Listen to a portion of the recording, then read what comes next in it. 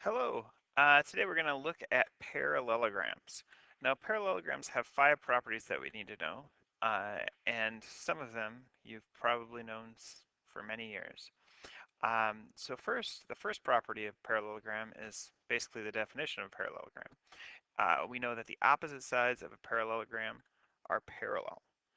So since we know that the opposite sides are parallel, we also know that the opposite sides of the parallelogram are going to be congruent. So probably have known that for years. So if I have a parallelogram like this, hopefully you know this is 13 and this is 16.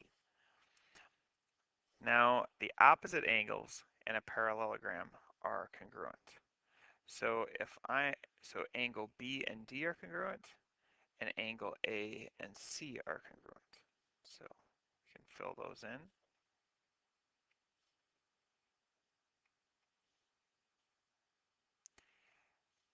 There we go. So if we have, this is 56, these are pretty straightforward, 124. Now consecutive angles in a parallelogram are supplementary.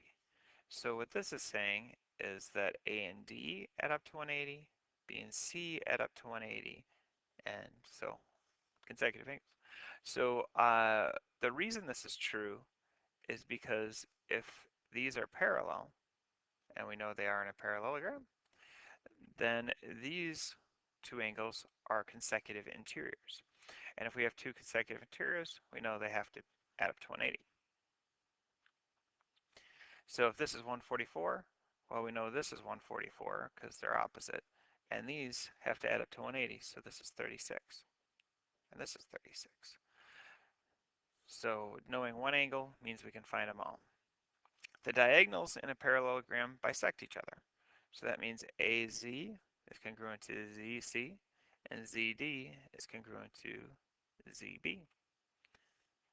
So if that's 6, we know this is going to be 6. If that's 7.3, that's 7.3. All right, hopefully from here you're able to finish the homework.